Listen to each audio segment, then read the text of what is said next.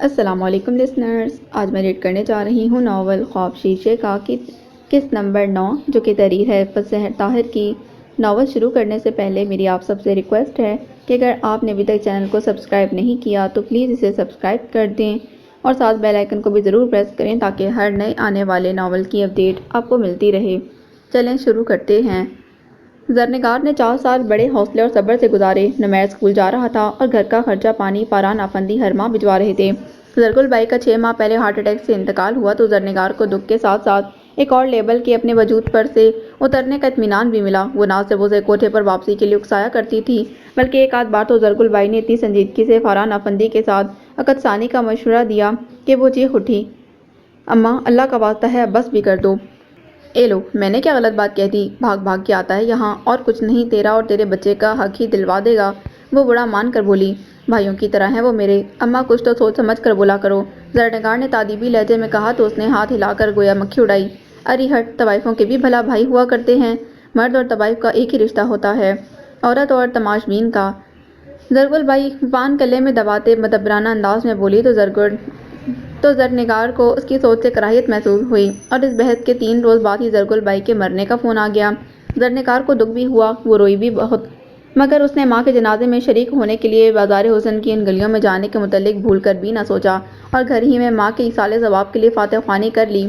اور اگر میں بھی ایسے ہی کسی روز مر گئی تو نمیر کا کیا ہوگا؟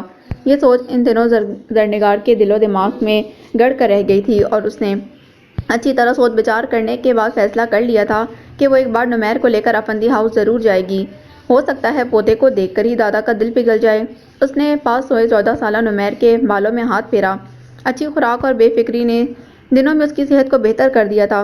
وہ اچھی اٹھان اور خوبصورت نقوش والا لڑکا تھا۔ فرحان تو پھر کبھی کبھار چکر لگا لیتے مگر سمرا ایک آدھ بار ہی زرنگار کے پاس آئی تھی۔ زرنگار کو کوئی بندہ نہ ملتا جس کے ساتھ وہ اپنے خیالات اور توہم پرستی کی حد تک آلودہ سوچیں بانٹ لیتی۔ ان دنوں اپنی اچانک موت کا خوف اس کے دل و دماغ پر اس بری طرح حاوی تھا۔ فاران افندی ماہانہ خرچ باقاعدگی سے بھجوا رہے تھے مگر زرنگار کو مسلسل پیٹ کے درد اور بخار کے ساتھ الٹیوں نے نڈھال کر دیا۔ 14 سالہ بچے کا ساتھ بھی کوئی ساتھ تھا کیا؟ یہ زرنگار کو ان دنوں صحیح معنوں میں محسوس ہوا۔ نمیر کا بھی کوئی ہونا چاہیے۔ اگر میں مر گئی تو دن کو پڑوس منت سماجت اور 100 نخرے دکھانے کے بعد آ کر ہانڈی روٹی کر دیتی، مگر بخار اور الٹیوں سے نڈھال پڑی زرنگار کو کھانا کون کھلاتا اور دوا کون وقت پر دیتا کہ خود میں تو اتنی ہمت ہی نہ رہی تھی۔ وہ جیسے تیسے ہفتہ گزرنے کے بعد اپنی کمزوری اور موسم کی پرواہ کیے بغیر نمیر کا ہاتھ تھامے بس میں بیٹھ گئی تھی۔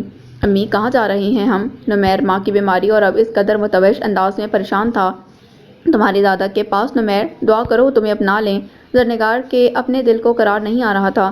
جس شخص نے اپنے بیٹے کو قبول نہ کیا وہ پوتے کو ابو نے منع کیا تھا ان کے پاس جانے سے۔ امی وہ ابو سے ناراض تھے۔ وہ بے چین ہو اٹھا، کھڑکی والے سیٹ کی طرف بیٹھ کر بس سے باہر جھانکنے کی ساری خوشی مان پڑ گئی۔ وہ بہت اچھے ہیں نمیر، تم بس یہ سوچو وہ تمہیں دیکھ کر بہت خوش ہوں گے۔ اس نے خود کو تسلی دی یا نمیر کو؟ وہ بے یقینی سے ماں کو دیکھنے لگا۔ تو پھر ابو کیوں نہیں لے کر گئے ہمیں وہاں؟ ماں باپ کے آنسو، ان کی بے بسی اور پھر باپ کی بے بسی بھری موت کا گواہ تھا، مگر نرم دل اتنا کہ ماں کو بھی جھٹلا نہیں پا رہا تھا۔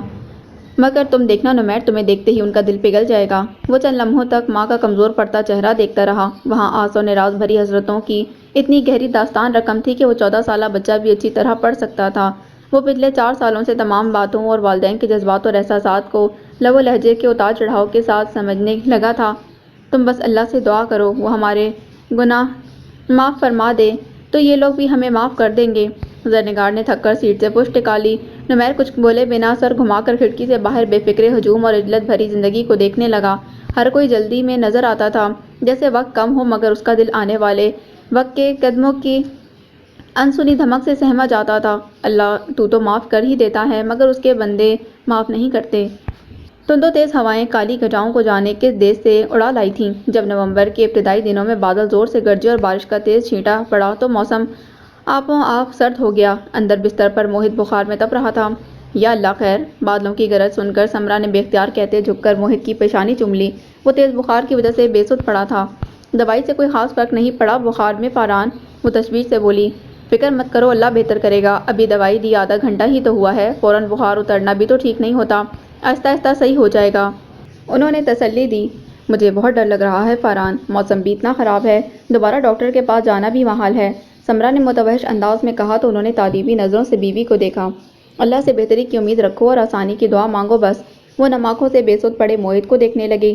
اللہ نے ایک ہی اولاد دی تھی، ہر وقت جان اسی میں اٹکی رہتی تھی، اور کچھ صدیقہ بھابھی کی طرف سے اس کے دل کو دھڑکا لگا رہتا جو 3 بیٹیوں کی ماں بننے کے بعد بھی اولاد نرینہ کے لیے ترس رہی تھیں اور موہت کو عجیب طرح سے ہوئے انداز میں دیکھتی۔ البتہ جب آغا جان اپنے اکلوتے لاڈلے پوتے پر پیار نچھاور کرتے تب کبھی کبھار سمرا کو ان کی آنکھوں سے جھلکتا حسد صاف دکھائی دیتا۔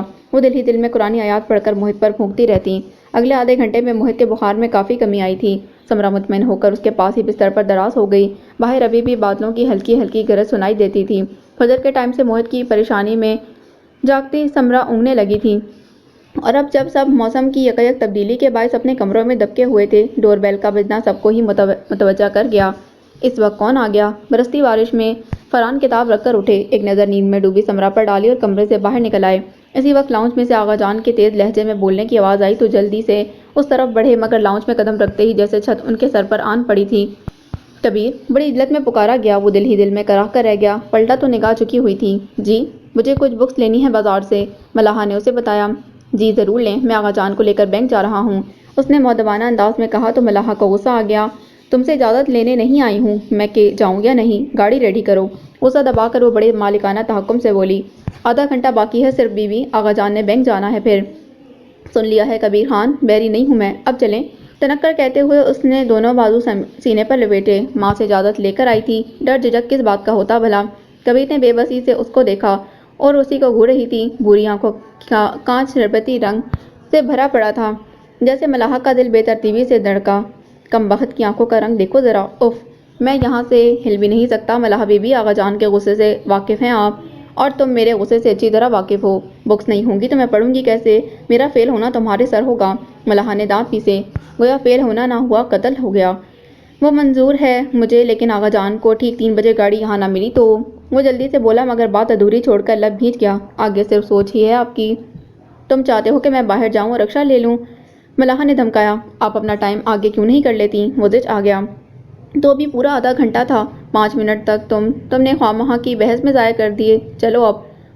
وہ جلدی جلدی کا شور مچاتی فٹافٹ آغا جان کی سیاہ کرولہ کی طرف بڑھ گئی تھی۔ اوف! کبیر نے 2 انگلیوں سے ماتھے کو چھوا۔ سمجھ میں نہیں آتا کہ سر کہاں پٹکے۔ وہ پچھلی نشست پر براجمان اس کی بے بسی دیکھ رہی تھی۔ اسے وہیں کھڑا دیکھ کر ہاتھ بڑھا کر ہارن بجایا تو وہ ہڑبڑا کر آگے بڑھا اور تیزی سے دروازہ کھول کر ڈرائیونگ سیٹ پر بیٹھتے ہوئے خفگی سے بولا، یہ کیا کر رہی ہیں آپ؟ آغا جان اپنی گاڑی کا ہارن پہچانتے ہیں۔ پتہ ہے خان، تم مجھے مجبور کرتے ہو ان ظالمانہ کارروائیوں کے لیے۔ وہ اطمینان سے بولی۔ تمہارے باندھے وہ گاڑی سٹارٹ کرنے لگا۔ اللہ جانے کیا دشمنی پال لی ہے آپ نے مجھ سے۔ وہ سخت کبیدہ خاطر ہو رہا تھا۔ ملاحہ نے بھی ساختہ اسے دیکھا۔ پٹھانوں کی مخصوص رنگت، بھوری آنکھیں اور شیو نہ کرنے کے باعث ہلکی سے بڑی ہوئی تھی۔ دشمنی؟ وہ مسکراہٹ دباتے ہوئے ونڈ اسکرین کے پار دیکھنے لگی، پھر اطمینان سے کہا، تم کام ہی دشمنوں والے کرتے ہو۔ جلدی سے بتائیں کس مارکیٹ جانا ہے؟ مجھے پورے 3 بجے گھر ہونا چاہیے۔ اوف! وہ ایک دم چیخی۔ کبیر کا پاؤں بے اختیار بریک پر پڑا۔ وہ پرجوش سی باہر اشارہ کر رہی تھی۔ کیا ہوا؟ کون ہے؟ وہ ایک دم سے الرٹ ہوا۔ وہ اس دوسری لین میں ہمارے کالج کے باہر جو گول گپے والا ہوتا ہے اس کی ریڑھی دیکھی ہے میں نے۔ چمکتی آنکھوں کے ساتھ منہ میں پانی بھی بھرنے لگا۔ وہ اسے بتا رہی تھی۔ کبیر نے مشکوک نظروں سے اسے دیکھا۔ تو یہ کہ گول گپے کھانے ہیں بھئی، اور کیا؟ کہتے ہوئے وہ مزے سے دروازہ کھول کر گاڑی سے اتر گئی تھی۔ یا اللہ! اپنی بے بسی کو محسوس کرتا کبیر گاڑی کا انجن بند کرتا مجبوراً نیچے اترا اور اس کی طرف آیا جو سڑک کراس کر کے اس کے پار جانے کو تیار تھی۔ آپ گاڑی میں بیٹھے، میں یہیں لا دیتا ہوں، پیک کروا کر گھر جا کر تسلی سے کھا لیجیے گا۔ ادب سے مسئلے کا حل پیش کیا۔ نہ، جو مزہ اس تھرل میں ہے وہ اس تسلی میں نہیں ہوگا۔ اس کی رنگت تمتما رہی تھی۔ کبیر نگاہ پھیر گیا۔ اچھا پھر آپ بیٹھیں گاڑی میں، آگے جا کر ٹرن لیتا ہوں، یہاں بہت زیادہ ٹریفک ہے، روڈ کراس کرنا مشکل ہے۔ ہار کر اس نے مشورہ دیا۔ ملاحہ نے مشکوک بھری نظروں سے اسے دیکھا۔ جھوٹ تو نہیں بول رہے؟ مرنا ہے مجھے آپ کے ہاتھوں، وہ بڑے ضبط سے بولا، پھر ہاتھ کے اشارے سے اسے گاڑی میں بیٹھنے کو کہا۔ اگر تم نے مجھے یہاں لا کر دھوکے سے گھر لے گئے تو میں شور مچا دوں گی۔ میں اس کی گاڑی سٹارٹ کرتے ہی ملاحہ نے اسے دھمکایا۔ جانتا ہوں میں، کافی عرصے سے آپ کی کوالٹیز چیک کر رہا ہوں، وہ گہری سانس بھرتے ہوئے بولا تو ملاحہ نے اسے گھور کر دیکھا۔ اچھا اب باہر کھڑے ہو کر نہیں کھائیں گی آپ؟ یہیں گاڑی میں ٹرے لا دیتا ہوں، اور ضد کریں گی تو سیدھا گھر لے جاؤں گا۔ بے شک چیختی چلاتی جائیے گا۔ وہ ریڈی سے کچھ فاصلے پر گاڑی کھڑی کرتے تنبیہی انداز میں بولا۔ اسے منہ کھولتے دیکھا تو ساتھ ہی اٹل لہجے میں دھمکا بھی ڈالا۔ सर झटक कर सीने पर बाजू लपेटते मलाहा ने खफगी से मुंह फेर लिया, मगर कबीर मुतमईन होकर गाड़ी से उतर गया।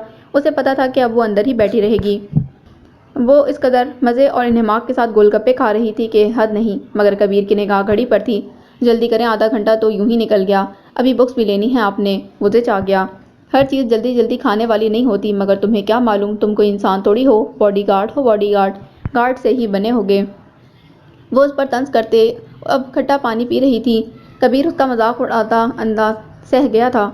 अच्छी बात है कि आप समझती हैं मैं नौकर हूँ इस घर का, वो सामने देखते हुए संजीदगी से पर सादा अंदाज में बोला, मगर मलाहा का दिल मुट्ठी में भींच लिया गया।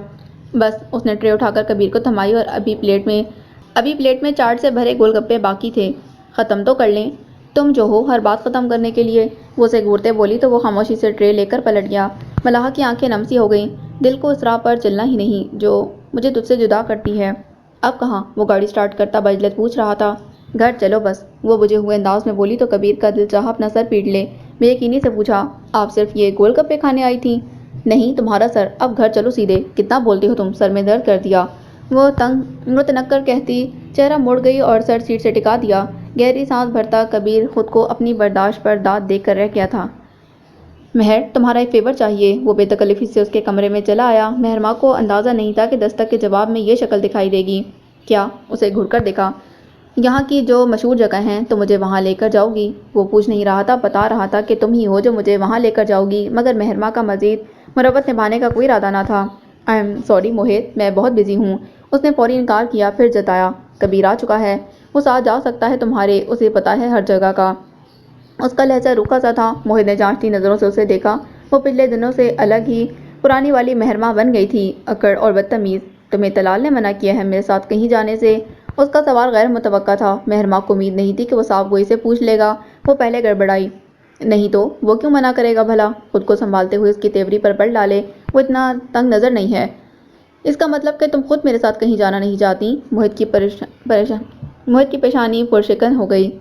जो तुम्हारा नुकसान किया था उसके लिए तुम मुझसे माफ़ी मंगवा चुकी हो, बल्कि पेनाल्टी के तौर पर तुम्हें शॉपिंग पर ले जाने की कर्टसी भी निभा दी है मैंने। मामला ख़त्म, उसने इत्मीनान से कहते हाथ झाड़े। वेरी रूड, मोहित ने तबसरा किया। महरमा ने शाने उचकाए। तुम जो भी कहो, कज़नशिप अपनी जगह, मगर मैं पब्लिक स्पॉट पर तुम्हारे साथ घूम फिर नहीं सकती। सॉरी, इसका जवाब सफ़ा चट था। वो मुफिम सा बोला, फिर हल्के से मुस्कुराया। वही खूबसूरत सी मुस्कुराहट जो महज झलक दिखाती और उसका चेहरा तरोताज़ा लगने लगता। यानी कि आज से हम दोनों का एक दूसरे को फेवर देना ख़त्म। महरमा बाजू लपेटे खामोश खड़ी रही। इस शख्स की खातिर वो तलाल को खफा नहीं कर सकती थी। ओके, वो बिना कुछ कहे वापस मुड़ गया। पल भर को महरमा को अफसोस हुआ, मगर वो मजबूर थी, तो खामोशी से उसे जाते देखती रही। फिर गहरी सांस भरते मोबाइल उठाया जो उसने माँ के साथ जाकर ख़रीदा था, और पहले वाला मोबाइल गुम करने पर खूब डांट भी खाई थी। ओफ़ो, अपनी मंगनी की सलामियों के पैसों से मैं खुद ले लूँगी, आप बस साथ चलें, उसने उन्हें मनाते हुए कहा तो वो सर झटक कर रह गईं। मगर बहरहाल वो नया मोबाइल ले ही आई थी और सारे नंबर दोबारा महफूज कर लिए। उसने दलाल का नंबर निकाला। उसके लबों पर हल्की सी मुस्कुराहट खेलने लगी। क्या हुआ, मिल गई इजाज़त जाने की? दलाल ने छूटते ही पूछा। हाँ मिल गई। अब ये पेंटिंग्स वगैरह मुझे कुछ खास समझ नहीं आती, मगर सिर्फ तुम्हारे लिए आगा जान से इजाज़त ली है। वो मुस्कुरा रही थी। हाँ, दलाल के दिल और दिमाग पर हल्की फुल्की सी कैफियत तारी होने लगी। हम भी बहुत कुछ आपके लिए ही किया कर रहे हैं जनाब, आप मुयसर तो हो जाएं बस। ओहो, ज़्यादा फ्री मत हो, टाइम बताओ, कब तक अलहमरा पहुंचोगे? गुलाबी पड़ते चेहरे के साथ वो फ़ौरन बात का रुख बदल गई। तो वो महजूज होते हुए उसे वक्त बताने लगा। फिर जैसे उसे खुशखबरी सुनाई, मामा से कहा है मैंने शादी की डेट फिक्स करने का। महरमा का दिल बेतरतीबी से ढरका। अच्छा फिर? बस पापा का कहना था कि ऑफिस जाना शुरू कर दो। मैंने यूनिवर्सिटी के फ़ौरन बाद जाना शुरू कर दिया था, तो अब वो समझ जाएंगे कि बेटा अपनी फैमिली बनाने के काबिल हो गया है। वो हंसा था। बेवकूफ़, महरमा के कान तपे। काश मैं तुम्हारे सामने होता और देखता कि कुटखुन्नी बिल्ली शर्माती हुई कैसे लगती है, वो बड़ी हसरत शरारत से कह रहा था। महरमा ने हंसते हुए खुदा हाफिज़ कहा। आज दिल का मौसम बहुत खूबसूरत हो रहा था। वो मुस्कुरा दी। फरहान अपनी सोच भी नहीं सकते थे कि वो इस कदर गैर मुतवक्का मंजर अपनी आंखों से देखेंगे। लाउंज में इस वक्त जरनेगार वकार अफंदी अपने बेटे नुमैर के साथ मौजूद थीं, और दूसरी तरफ गैज़ो गज़ब का शिकार बने आगा जान और सदीका भाभी। फरहान, ये देख रहे हो जुर्रत इस 2 टके की औरत की? कहाँ है चौकीदार? आज अभी से फारिग करता हूँ, कैसे अंदर आने दिया इसको? आगा जान ने लाउंज में दाखिल होते फरहान को देखा। अब वो गरज रहे थे। आगा जान, ज़रा बर्दाश्त से काम लें। फरहान ने फ़ौरन आगे बढ़कर आगा जान के शाने पर हाथ रखकर नरमी से दबाया। आपका पोता पहली बार घर आया है, ان کا ذہن بدلنے کی صحیح کی۔ خبردار خبردار، جو اس رذیل عورت کے خون کو کسی نے میرا پوتا کہا تو وہ مارے تیش کے لرزنے لگے۔ زرنگار چڑپی، میں تو صرف اس کی ماں ہونے کی گناہگار ہوں آغا جان، خون تو آپ کے بیٹے کا ہے، یہ آپ کی نسل ہے۔ صدیقہ بھابھی تو جلتے کوئلوں پر لوٹ گئیں۔ پہلے سمرا نے بیٹا پیدا کر کے ان کی پوزیشن ڈاؤن کی اور اب یہ طوائف زادی اپنا سیمپل لے کر آ گئی تھی۔ ارے ہٹ، اب ہر کوئی دعوے دار بن کر آ جائے گا تو کیا ہم آنکھیں بند کر کے مان لیں گے؟ یہ وقار افندی کا بیٹا ہے آغا جان، کیا آپ کو اس میں اپنا بیٹا دکھائی نہیں دے رہا؟ زرنگار کرلائی 14 سالہ نمیر کی طرف اشارہ کیا۔ ارے بات کو سمجھتی نہیں ہو تم؟ صدیقہ بھابھی کو خوب ہی غصہ آ گیا اور غصے میں وہ سوچتی کم اور بولتی زیادہ تھیں۔ خبردار، جو وقار کا نام بھی لیا تم نے، غلطی کر بیٹھا تھا جو گن میں منہ مار لیا، اور تم پتہ نہیں کس کا گناہ اس کے سر مرنے چلی ہو۔ بھابھی، فرحان ناگواری سے اونچی آواز میں انہیں ٹوک گئے تھے۔ سہیل نے بھی تنبیہی نظروں سے بیوی کو دیکھا۔ خوفزدہ سا نمیر ماں کے بالکل ساتھ چپکا کھڑا تھا۔ یہ سب لوگ اسے ظالم درندے لگ رہے تھے۔ وہ جانتا تھا کہ کیسے اس کا باپ قسمہ پرسی کی حالت میں مرا، اتنے بڑے گھر میں رہنے والے لوگوں کا بیٹا افلاس کے ہاتھوں مار کھا گیا تھا۔ فرحان، اگر تم اس عورت سے زیادہ ہمدردی ہے تو اسے کہو چپ کر کے یہاں سے نکل جائے، میں اس سے کوئی بحث نہیں کرنا چاہتا۔ آغا جان ان پر گرجے تھے۔ یہ جذباتیت سے نہیں، ہوش و ہوا سے حل کرنے والا معاملہ ہے آغا جان۔ اب تمہارا بھائی مر چکا، فرحان مت حمایت کرو اس ناپاک عورت کی، اور پھر یہ اب تمہاری باری ہے کہ اس کے چنگل میں پھنسنے کی۔ آغا جان کا تنفر، کروفر اور لفظی بے احتیاطی عروج پر تھی۔ غصے میں وہ زبان اور بیان پر قابو کھو بیٹھے تھے۔ فرحان کا چہرہ مارے اہانت کے سرخ پڑ گیا۔ آغا جان پلیز، وہ زرنگار سے نظر نہ ملا سکے۔ وہ چپ چاپ آنسو بہا رہی تھی۔ آج تو وہ جگر والا مرد بھی ساتھ نہ تھا جو اس کے آگے کھڑا ہو کر ان تانوں تشنوں سے اسے بچا لیا کرتا تھا۔ ہاں، نمیر افندی تھا ساتھ، ازحد حساس اور عمر سے پہلے ہی ذہنی بلوغت حاصل کرنے والا بچہ۔ اب بھی یہ ماحول اور باتیں اس کے ذہن پر ان منٹ نقوش چھوڑ رہی تھیں۔ تم کیا جانو فرحان، کس کی ناجائز اولاد اٹھا کر لے آئی ہے ہمارے گھر جائیداد کا وارث بنانے کے چکر میں؟ صدیقہ بھابھی نے حقارت سے زرنگار کو دیکھتے کہا۔ بس تھوکنے کی کسر باقی رہ گئی تھی۔ ہوش سے بات کریں آپ۔ خبردار، جو کسی نے وقار افندی کے خون اس کی جائز اولاد پر انگلی اٹھائی تو۔ زرنگار شیرنی کی طرح اڑائی تھی، سرخ و سفید رنگت اور مارے غم و غصے کے سفید پڑتے ہونٹ، وہ لرز رہی تھی۔ بیماری سے اندر ہی اندر کھوکھلا کر چکی تھی، مگر ہمت تو لوگوں کے رویے توڑتے ہیں۔ بیماری تو صرف موت کا بہانہ بن کر آتی ہے۔ بھابھی، آپ اتنی گری ہوئی بات کریں گی میں سوچ بھی نہیں سکتا تھا۔ فرحان کو بھی غصہ آ گیا۔ سب جانتے ہیں کہ وقار نے اس عورت سے شادی کی ہے، اور آغا جان یہ دیکھیں، کوئی فرق نظر آتا ہے آپ کو اس بچے اور وقار میں؟ وہ نمیر کو شانوں سے تھام کر آگے لے آیا تھا۔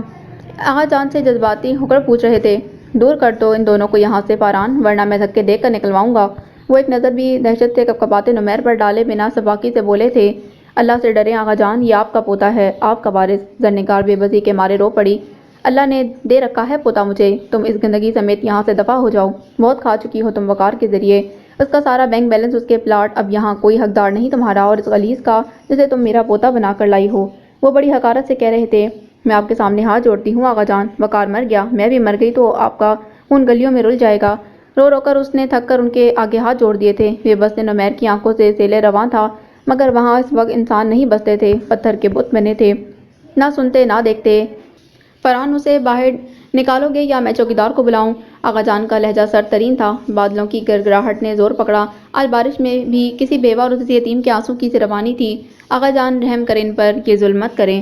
سمرا ابھی جاگیں تو فرحان کو کمرے میں نہ پا کر باہر نکلیں۔ لاؤنج سے آغا جان کی آنے والی آواز نے انہیں بعجلت ادھر آنے پر مجبور کر دیا، اور زرنگار کے متعلق آغا جان کے ارشادات سن کر وہ گنگ سی کھڑی رہ گئیں، مگر اب جب بات حد سے بڑھتی دیکھی تو احتجاجاً اونچی آواز میں بول اٹھیں، مگر یہ وہ گھر تھا جہاں بہوؤں کو اختلاف کرنے کی اجازت نہیں تھی۔ آغا جان کے سامنے سمرا اور فرحان کے بولنے کی جرأت نے انہیں سیخ پا کر دیا۔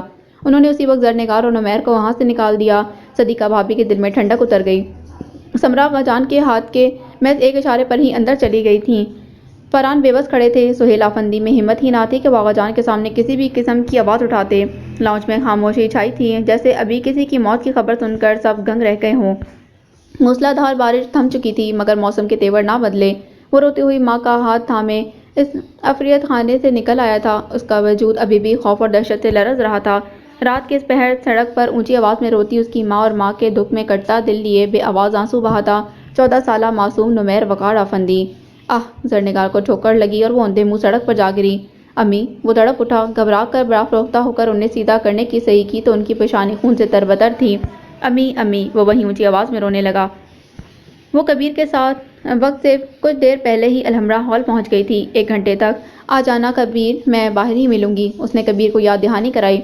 और अब उसने गर्दन उचका कर पंजों के बल खड़े होकर भांत भांत के लोगों में तलाल को ढूंढने की कोशिश की, मगर बेसूर। उसने मोबाइल निकालकर उसे कॉल की।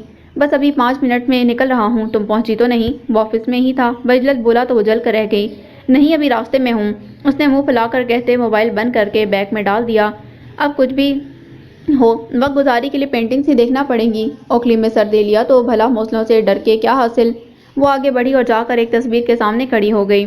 इनेमाक का मुजाहरा करते उसने तस्वीर का 2 मिनट तक जायजा लिया, फिर इस्बात में सर हिलाया जैसे कि सारा आर्ट समझ लिया हो मोहतरमा ने, और जाकर अगली तस्वीर के सामने खड़ी हो गई। मगर 3 तस्वीरों के बाद नीले पीले रंगों से उसे गोया यरकान हो जाने का अंदेशा हुआ तो वो पलट गई। तौबा, बनाना तो दूर की बात, इन्हें तो देखने के लिए भी स्टेमिना चाहिए। ना आंख, ना कान, ना हाथ, ना पैर। वो सब बेजार हुई, मगर पलटते ही ज़मीन और आसमान नज़रों के सामने घूमेंगे उसने कभी सोचा भी नहीं था। आहा, तुम यहाँ? वो मोहिदा फंदी था। मेहरमा चकराई। तुम यहाँ क्या कर रही हो? वो बेयकीनी से उसे देख रहा था। मेहरमा तो यही सोचा था कि वो महज उसे साथ ले जाने के लिए घूमने फिरने की ऑफर कर रहा था। ये नहीं पता कि वो सबसे पहले इस मशहूर जगह को देखने आ जाएगा। वो मैं पेंटिंग्स देखने आई हूँ। वो गड़बड़ाई। अच्छा, तो बिजी लाइफ में से अपने लिए वक्त निकाल ही लिया, बहुत अच्छा किया। वो महजूज होते हुए मुस्कुराया। मेहरमा ने निगाह फेरी। कमबख्त हीरो लगता था, मगर उसके साथ सितारे नहीं मिलते थे कि दोस्ती ही कर लेती। किसी भी पल तलाल पहुंचने वाला था। मुबहिम अंदाज में कहकर यूं ही इधर उधर देखने लगी, जैसे उससे बात ना करना चाहती हो। अकेली क्यों आई हो? तज़य्युन या मलाहा के साथ आ जाती। वो संजीदगी से बोला। तभी ड्रॉप करके गया है, दादा अब्बा ना हो तो। वो चिढ़कर बोली। और तुम ये नुमाइश देखने आई हो या मेरी क्लास लेने? जाओ और जाकर पेंटिंग्स देखो। तुम भी चलो, हर किस्म के लोग मौजूद हैं यहाँ, अकेली खड़ी रहोगी क्या? वो कतियत से बोला। ओफो, ठीक हूँ मैं यहाँ, मार खानी है किसी ने मुझे कुछ कहकर। वो चिल्लाई। मोहित ने उसे घूरा। आगा जान को फ़ोन करूँ? उसकी धमकी ने मेहरमा को अंदर तक सुलगाया। तनक कर बोली। जी नहीं, बहुत शुक्रिया, उनका नंबर है मेरे पास, मैं खुद कॉल कर लूँगी। अब जो लोग वहाँ मौजूद थे वो एक नज़र तो ज़रूर ही इस खूबसूरत कपल पर डालते थे। झंझलाई हुई गुलाबी रंगत और स्याह बालों वाली लड़की, और खूबसूरत नकुश वाला प्यारी सी मुस्कुराहट वाला लड़का। वो उसकी बात पर बेसाख्ता हंस दिया। हेलो मेहर, तलाल की सर्द सी आवाज़ ने उसे टिटरा सा दिया। वो बमुश्किल मुस्कुराई। हेलो, इतनी देर कर दी, कब से अकेली खड़ी थी मैं? उसे बावर करवाया कि मोहित के साथ नहीं थी। तलाल ने एक नज़र ट्राउज़र में जेबों में उंगलियां फंसाए खड़े मोहित पर डाली, फिर मेहरमा को चलने का इशारा किया। उफ, मेहरमा की टांगें मन भर की हो गई। क्या सोचता होगा मोहित? ओके मोहित, एंजॉय योरसेल्फ, वो बदिक्कत मुस्कुरा कर कहती तलाल के साथ आगे बढ़ गई। फिर ये शख्स तुम्हारे साथ था मेहर? मैंने कहा भी था कि तुमसे कि अब ये बंदा तुम्हारे आसपास नजर ना आए। मोहित के कानों में दूर जाते तलाल की पुरतपिश आवाज़ आई तो वो लब नीचे पेंटिंग्स की तरफ बढ़ गया। ओफो, मेरे कौन सा दादा का है अलहमरा हॉल? जिसकी मर्जी हो वो आ सकता है यहाँ। मेहरमा चिढ़कर बोली। मैं कबीर के साथ आई थी, अब मोहित कब आया मुझे नहीं पता। सारा मज़ा ख़राब कर दिया इस बंदे के दीदार ने। वो तस्वीरें देखते हुए भी बड़बड़ाता रहा। मेहरमा अलग अलग टेंशन का शिकार थी। मैं यहाँ हर बात ख़त्म करने आई थी तलाल, और तुम नई टेंशन लेकर बैठ गए हो। वो खफा होने लगी। मैंने भी सोचा था कि यहाँ से सीधा पिज़्ज़ा हट और फिर लॉन्ग ड्राइव। मुझे क्या पता था तुम्हारा ख़ानदानी बॉडीगार्ड भी मुंह उठाकर ही चला आएगा। वो तपा हुआ था। मंगनी का पीरियड इस कदर यादगार होगा ये तलाल ने सोचा भी नहीं था। साला, वो दांत कचकचा कर रह गया। वो दोबारा कहीं नज़र नहीं आया। तलाल चला गया होगा। मेहरबान ने उसे तसल्ली दी। आइसक्रीम तो खा ही सकते हैं, मौसम भी बहुत अच्छा हो गया है अब तो। वो मुस्कुराई। तलाल के तने हुए असाब भी कुछ ढीले पड़े। वैसे तलाल, मुझे पता नहीं था कि तुम इतने गसीले और पॉजिटिव होगे। आइसक्रीम पार्लर में आइसक्रीम से लुत्फानंदोज होते मेहरमा का अंदाज उसे छेड़ने वाला था। शादी के बाद तो मैं बाकायदा एक गन रखूंगा अपने साथ, जो भी तुम्हें देखेगा वो फायर, वो कह रहा था। मेहरमा ने उसे घूर कर देखा और जताया। कोई और भी यही सोच ले तो किसी की बीवी पर तुम्हारी नज़र पड़ सकती है। मेरी नज़र तुमसे हटेगी तो ना? वो गहरी नज़रों से उसे देखते बोला तो वो झेप गई। आइसक्रीम खाओ आइसक्रीम, मेरे इतने हैंडसम कज़न से हर वक्त जेलस होते रहते हो। मेहरबान ने उसे छेड़ा। तलाल ने नापसंदीदगी से सर झटका और उससे घूरा। मुझसे ज़्यादा हैंडसम लगता है वो तुम्हें? मेहरबान ने मुस्कुराहट दबाई। तुमसे थोड़ा कम, वो लंबा खींच कर बोली। साथ चुटकी से इशारा भी किया। बहुत मारूंगा मेहरमा, उसे कच्चा चबाने वाले अंदाज में कहते हुए बोला तो वह हंसते हुए कहने लगी। जल्दी करो, कबीर आने वाला होगा, मुझे अलहमरा ड्रॉप करो फटाफट। उफ, एक तो ये ख्वामखा की पाबंदियाँ और बॉडीगार्ड। वो सख्त कोफ में प्याले में चमचा फेंकते हुए बोला। शादी के बाद देखना, इतनी मिन्नतें करूंगी तब लेकर जाया करोगे लॉन्ग ड्राइव पर। मेहरबान ने अपना बैग उठाते उसे छेड़ा। वो दिन आने दो मेहरू, देखना कैसी ज़माने भर की खुशियाँ तुम्हारे कदमों में ढेर कर दूंगा। वो गहरे लहजे में बोला तो मेहरमा के चेहरे पर खूबसूरत सी मुस्कान फैल गई थी। بلکہ اٹھا کر ایک نظر اسے دیکھا، وہ اسی طرف متوجہ تھا۔ مجھے پتا ہے، اعتراف محبت۔ وہ فوراً اٹھ گئی تھی۔ طلال خوش دلی سے مسکرا دیا۔ طلال کی ضد پر اسے نہ چاہتے ہوئے بھی لانگ ڈرائیو پر جانا ہی پڑا، مگر سارے راستے وہ ٹائم دیکھتی رہی۔ کال کر دو اسے، ٹھہر کے آ جائے کہ میں ڈراپ کر دوں گا۔ طلال نے مزے سے حل پیش کیا۔ شام ہونے والی ہے طلال، آفس سے ابو اور چچا جان کو پک کرنے کی ذمہ داری بھی اسی کی ہے۔ آغا جان کو پتہ چلا تو وہ سخت پریشان ہوں گے۔ وہ آیا ہوتا تو کال کر لیتا نا، اسے ابھی کوئی کام پڑ گیا ہوگا۔ طلال نے اسے تسلی دی۔ ہاں یہ بھی ہے۔ اسے خیال آیا کبیر کی مس کال نہیں آئی تھی، مطلب ابھی وہ آیا نہیں تھا، اور اگر محترمہ مہرمہ صاحبہ اس وقت ذرا سی دانش مندی دکھاتے ایک بار اپنا موبائل چیک کر لیتی تو انہیں پتہ چل جاتا کہ وہ لو بیٹری کی وجہ سے شٹ ڈاؤن ہو چکا ہے۔ جانے کبیر نے کتنی کالز کی تھیں۔ اب بس طلال واپس چلو۔ مہرمہ نے دیے ہوئے ٹائم سے آدھا گھنٹہ اوپر ہوتے دیکھ کر طلال کو سختی سے کہا، بڑی ظالم بیوی بنو گی۔ وہ ہنسا تھا، مگر بہرحال گاڑی واپس موڑ لی۔ راستے میں زبردستی اسے ہاتھوں میں پہننے کے لیے گجرے بھی دلوا دیے۔ تم جان بوجھ کر دیر کر رہے ہو طلال، وہ اب سخت بے چینی اور پریشانی سے کہہ رہی تھی۔ طلال نے اسے الحمرا ڈراپ کیا، وہاں کبیر کا نام و نشان تک نہ تھا۔ لو وہ ابھی پہنچا نہیں اور تمہیں جلدی کی پڑی ہے۔ طلال خفا ہونے لگا۔ مہربان نے اسے دھکیلا، تم نکلو جلدی سے، ہو سکتا ہے وہ ابو اور چچا جان کو پک کرتے ہوئے مجھے لینے آئے، میں کال کر لیتی ہوں اسے۔ اوف، وہ تو سسر صاحب سے ملنے میں کیا قباحت ہے بلا، میں بھی ویٹ کر لیتا ہوں، وہ شرارت سے بولا۔ طلال، مہرمہ کو ہنسی آ گئی۔ طلال کو بمشکل وہاں سے دھکیل کر بھیجا اور موبائل نکالا تاکہ کبیر کو کال کر کے صورتحال معلوم کرے، مگر تاریک اسکرین پر نگاہ پڑتے اس کے قدموں تلے سے صحیح معنوں میں زمین نکلی۔ شٹ، موبائل آن کرنے کی کوشش میں ناکام ہو کر اسے احساس ہوا بیٹری کی چارجنگ ختم ہو گئی ہے۔ اس نے پریشانی سے ماتھا سہلایا، اب تو گھر میں طوفان مچ چکا ہوگا۔ وہ ٹیکسی کی تلاش میں نظر دوڑانے لگی، اس بات سے بے خبر کہ اسے کچھ فاصلے پر گاڑی میں موجود شخص اسی پر نظریں جمائے ہوئے ہے۔ مہرمہ کا کافی دیر انتظار کرنے اور مسلسل اس کا فون بند ملنے کے بعد پریشان ہو کر کبیر واپس گھر پہنچا۔ سوچا شاید مہرمہ گھر پہنچ گئی ہو، مگر چوکیدار ہی سے پتہ چل گیا کہ وہ واپس نہیں آئی۔ اسی لمحے موہت کی گاڑی آ کر اس کی گاڑی کے سامنے رکی۔ کچھ سوچ کر کبیر گاڑی سے نکل کر اس کی طرف آیا۔ خیریت؟ کبیر نے پریشانی کے عالم میں ساری بات اسے بتا دی۔ اب بتائیں، وہ گھر بھی نہیں آئی اور موبائل بھی آف جا رہا ہے۔ ڈونٹ وری، مجھے پتا ہے وہ کہاں ہے، موہت نے اطمینان سے کہتے اسے تسلی دی۔ اسے تسلی تو کیا ہوتی، وہ بے یقینی سے اس کی شکل دیکھنے لگا، مگر وہاں مذاق کی کوئی رمق موجود نہ تھی۔ سچ کہہ رہا ہوں یار، تم جاؤ، چچا جان اور تایا جان ویٹ کر رہے ہوں گے تمہارا، میں اسے لے کر آتا ہوں۔ اپنی دوست کے ساتھ چلی گئی تھی، وہیں تھا میں الحمرا میں، موہت نے اسے تسلی دی۔ تو الحمرا کا سن کر کبیر نے گہری سانس بھری۔ اگر موہت کو پتا تھا کہ وہ مہرمہ کو الحمرا چھوڑ کر آیا ہے تو پھر وہ جھوٹ نہیں بول رہا تھا۔ موہت نے وہیں سے گاڑی آگے نکال لی اور کبیر اطمینان کی سانس لیتا آفس کے راستے چل دیا تھا، مگر اسے خیال نہیں آیا کہ ابھی کچھ دیر پہلے گھر فون کر کے مہرمہ کی واپسی کا جو پوچھا تھا اس کا کیا۔